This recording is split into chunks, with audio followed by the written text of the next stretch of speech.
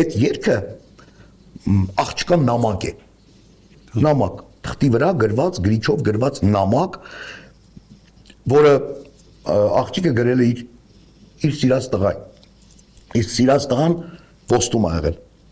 որ գրել է տվել է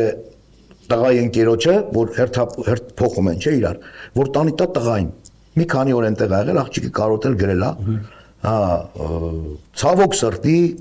նամակը հասցեատիրոջը չի հասնում։ Մինչև նամակը գնում է այնտեղ, տղան արդեն դիրքերում չի լինում, հիվանդանոցում անում, հետո արդեն չի կարդում այդ նամակը եւ այսպիսի մի խելագար բան ա որոշվում սովետական հին ֆիլմ կար կոչվում էր Ֆրանտավիե պիսմա открываются ինչ որ սև ու սպիտակ ինչ որ կինո է հա որ ճակատային նամակները բացվում են նու այս սրա օրինակով մեր միջի ավակը մենք բենդ ունեինք Ստեփանակերտում մենք բենդ ունեինք եւ նվագում էինք ինստիտուտում էր այդ բենդը եւ մենք նվագում էինք ես այնտեղ գիտար էի նվագում այդ բենդում մեր միջի ավակը մեր գեղարվեստական ղեկավարը ասում է ես հիմա անուններ չեմ տալիս որովհետեւ կարող է խառնեմ ով ինչ ասեց սրան վերագրեմ նրան վերագրեմ սա չի էականը գաղափարն է որ մենք բացում ենք այս նամակը հիմա որովհետեւ աղջիկն է մեր ընկերոջ նշանածն է մեր քույրն է հա այսպես ասեմ տղան էլ մեր լավ ընկերն է ինքը ասում է այս սերը պետք է չկորչի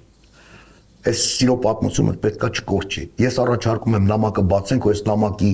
հենքի վրա փորձենք մի երգ գրել ու ինձ միշտ ասում են այս երգը քո երգն է ասում եմ ոչ այդ երգը իմ երգը չի այդ երգը մեր երգն է այդ երգը ես համահեղինակ եմ ու ինձ համար մեծ պատիվ է որ ես համահեղինակ եմ բայց այդ երգը մենք մեր այդ բենդի տղաներով ենք մշակել մեկը մի քիչ շատ մեկը մի քիչ մեկը բան ես էլ իմ վաստակը ունեմ այդ երգի վրա բնականաբար կարող ասենք մեր բառաբանշիկը չի խառնվել այդ երգի ստեղծմանը հա բայց մեկը իրանն էլ է այդ երգը դա այդ Արսենի ամենահայտնի ամենաառաջին երգն է բայց դու չես գալիս այդ նամակը այդ ամբողջ խոսքերը այդ աղջկա նամակի մեջ ա եղել բնականաբար խմբագրվել է փորձել ենք մի քիչ չափածոյի վերածել բայց աղ սիրելիս դու չգիտես ինչքան եմ քեզ այդ աղջկա գրածն ա եղել